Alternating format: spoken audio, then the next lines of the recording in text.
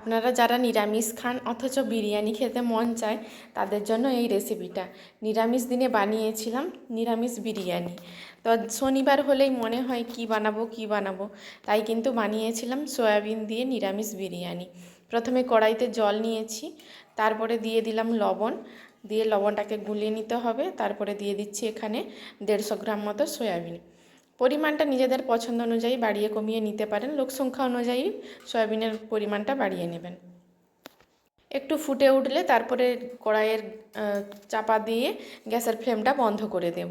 দেখুন সয়াবিনগুলো বেশ বড় বড় হয়ে ফুলে গেছে। তো এটাকে ঠান্ডা করে নেব, ঠান্ডা করে জলটা চেপে বের করে নেব।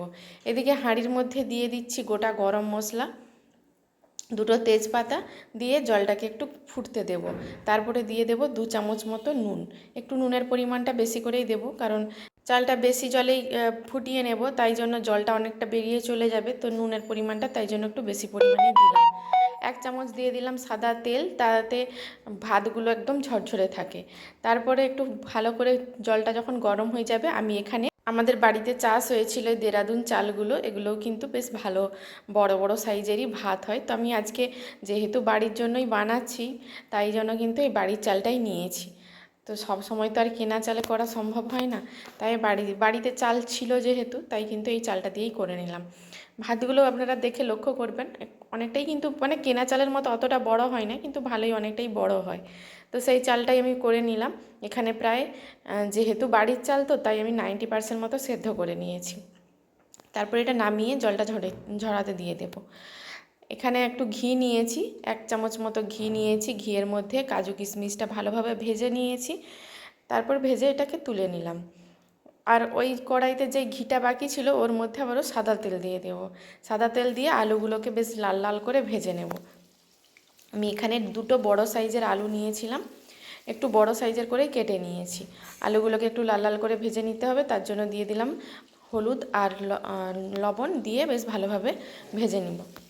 এই বিরিয়ানি করাটা একদম সহজ পদ্ধতিতে আপনাদেরকে দেখাবো। না তো কোনো লেয়ার করতে হবে, না তো কোনো কিছু, কিন্তু খেতে কিন্তু খুবই অসাধারণ হয়। একবার এইভাবে বানিয়ে দেখতে পারেন।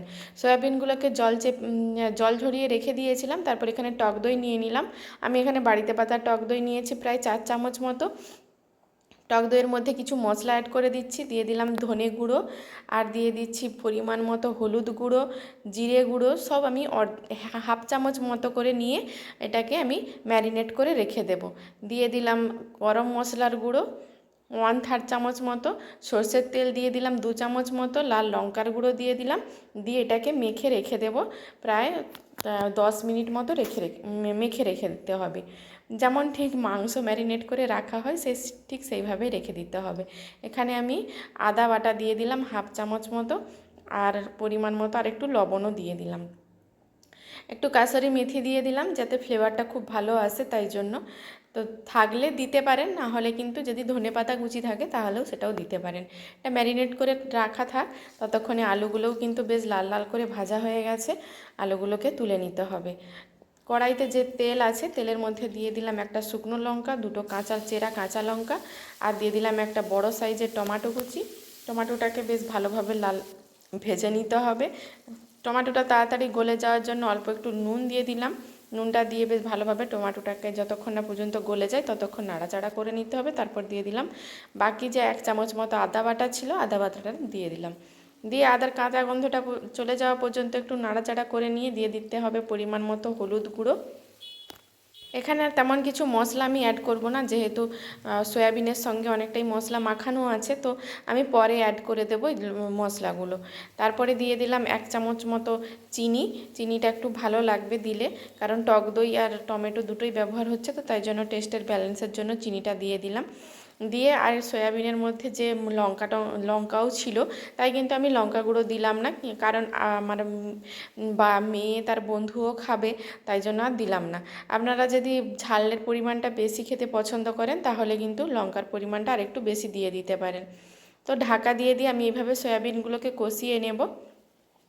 সয়াবিন থেকে দেখুন ভালোভাবে তেলটা ছাড়া শুরু করে দিয়েছে। এই সময় একটু কুচানো ধনেপাতা আমি এখানে অ্যাড করে দেব।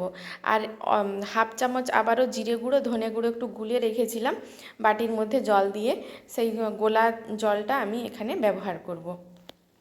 বিরিয়ানির মশলা আমি বাড়িতে তৈরি করে রেখেছিলাম, সেই মশলাটাই আমি ব্যবহার করব। আপনারা চাইলে বাজারে যে কেনা প্যাকেট পাওয়া যায় সেই কেনা প্যাকেট দিয়েও তৈরি করতে পারেন।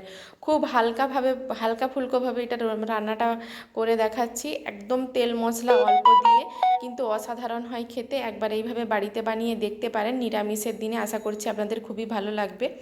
আমি যে বিরিয়ানির মশলাটা তৈরি করে রেখেছিলাম তার থেকে আমি হাফ চামচ মতো মশলা এখানে অ্যাড করে দিলাম।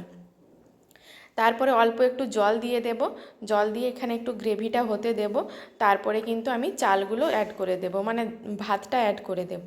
তো একটু ঢাকা দিয়ে দিলাম, 1 মিনিট মতো ঢাকা দেওয়ার পরে দেখুন এই রকম ধরনের যখন একটু গ্রেভি ভাব থাকবে, সেই অবস্থাতেই আমি ভাতগুলো এখানে অ্যাড করে দিচ্ছি। অর্ধেকটা ভাত দিয়ে দিলাম, দেওয়ার পরে একটু এইভাবে হাতা দিয়ে চারিদিকে ছড়িয়ে দিতে হবে। তারপরে যে কাজু কিশমিশগুলো ভেজে রেখেছিলাম ওইগুলো ওপর থেকে দিয়ে দিলাম। আর দুধের মধ্যে কেওড়া জল, গোলাপ জল, মিঠা আতর গুলে রেখেছিলাম, তার অর্ধেকটা আমি পরিমাণ দিয়ে দিলাম। আর অর্ধেকটা চামচ দিয়ে দিলাম বিরিয়ানির মশলা, কিছু ধনেপাতা কুচি ছড়িয়ে দিলাম। তারপরে বাকি যেই ভাতটা অবশিষ্ট আছে সেই ভাতটা আমি আবারও দিয়ে দেব, দিয়ে আবারও এখানে বাকি যে ইনগ্রিডিয়েন্টসগুলো আছে সেগুলোও দিয়ে দিতে হবে। যেমন ওই কেওড়া জল, গোলাপ জল মাখা দেওয়া দুধটা দিয়ে দিলাম, আবারও একটু ধনেপাতা কুচি দিয়ে দিতে হবে। আর কাজু কিশমিশটা উপর থেকে ছড়িয়ে দেব, দুটো চিরা কাঁচা লঙ্কাও দিয়ে দেব।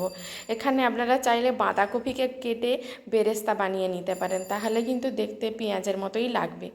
হাফ চামচ দিয়ে দিলাম বিরিয়ানির মশলা, আর 2 চামচ দিয়ে দেব ঘি, দিয়ে ঢাকা দিয়ে দেব। এখানে আর কোনো রকম আটা মাখারও দরকার নেই, কোনো কিছু দেওয়ার দরকার নেই।